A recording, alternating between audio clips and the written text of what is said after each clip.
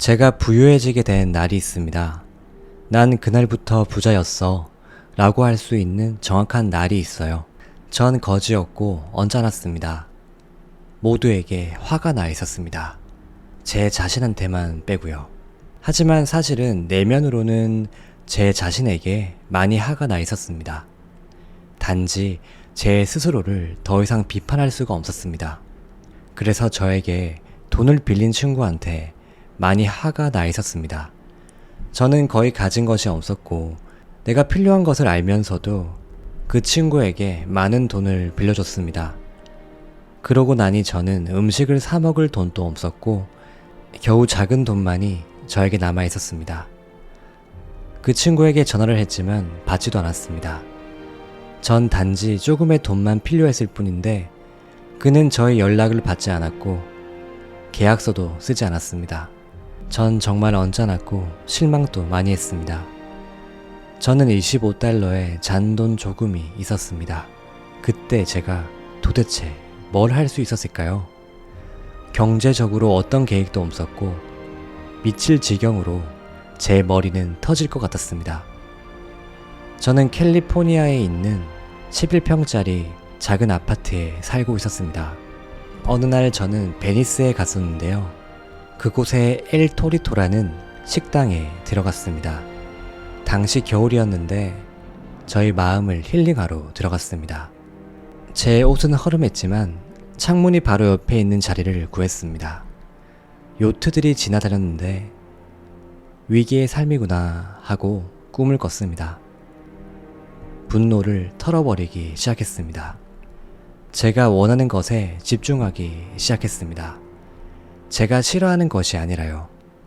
이것이 저를 변화시켰습니다. 그리고 제가 먹어야 할 만큼 많이 먹었습니다. 가격은 6에서 7달러 정도였습니다. 이런 식사를 3번에서 4번 정도 더 할 수 있었습니다. 식사를 마칠 때쯤 정장을 입은 조그마한 꼬마가 오더군요. 아마 8살에서 9살 정도 돼 보였습니다. 그는 그의 어머니를 위해서 문을 열어주었습니다. 그녀도 참 아름다웠습니다. 그리고 그 아이는 의자를 당기고 어머니를 앉히더군요. 그녀는 예쁜 여성이었지만 저는 완전히 이 아이에게 빠져 있었습니다. 아이는 7, 8살의 나이인데도 불구하고 점잖음을 가지고 있었습니다. 왠지 모르게 저를 감동시켰습니다. 저는 일어나서 식사값을 지불했습니다. 6에서 7달러 정도였으니 17에서 19달러 정도가 이제 남아 있었습니다. 이 작은 소년에게 다가갔습니다. 실례합니다. 그리고 이렇게 말했습니다. 그쪽이 몹시 젠틀맨인 것 같아서 알려주고 싶었습니다. 그쪽이 어머니에게 젠틀하게 대하는 것을 봤습니다. 문을 열어주고 의자를 당겨주는 것이죠. 내 이름은 토니입니다. 이름이 무엇인가요? 찰리였나? 아마 비슷할 것입니다. 저는 소년을 칭찬하고 제 주머니에 손을 넣어서 제가 가진 모든 돈을 꺼내서 줬습니다. 그리고 저는 말했죠. 부디 맛있는 거 사 먹었으면 좋겠다. 그렇게 하고 테이블에 두었습니다. 아이는 저를 보더니 저는 돈을 못 가집니다. 이렇게 말했죠.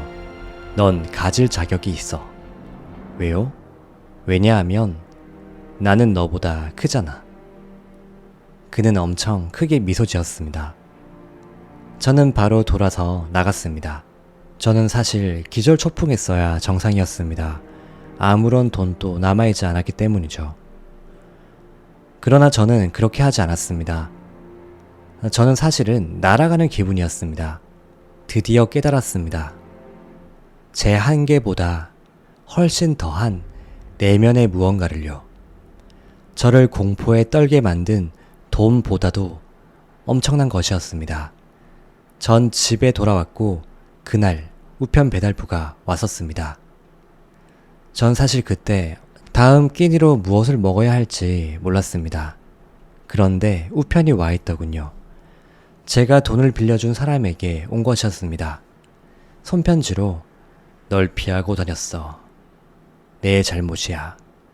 미안하다.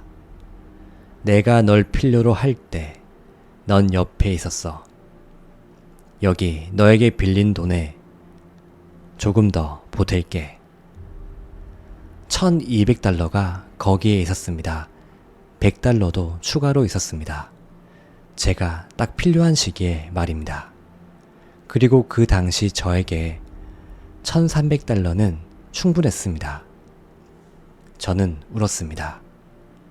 이 일이 저에게 뜻하는 것이 무엇인지를 확실히 정했습니다.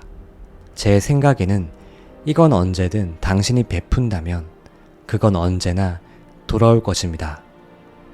그러니 걱정할 필요가 없습니다. 그냥 열심히 베푸세요.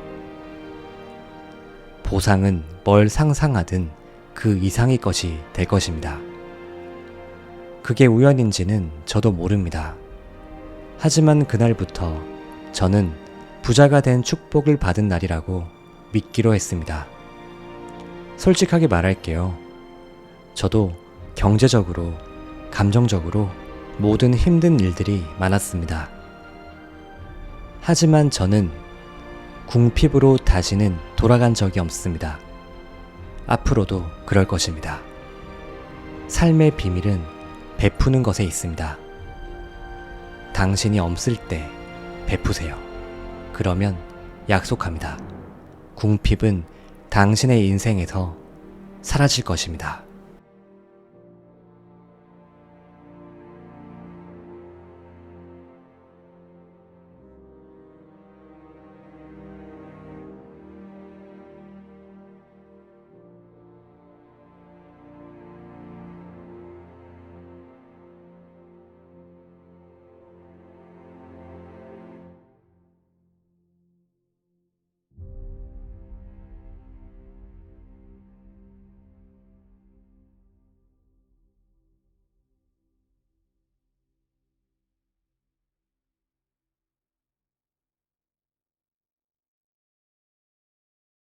신이 우리를 바라보며 말할 것입니다.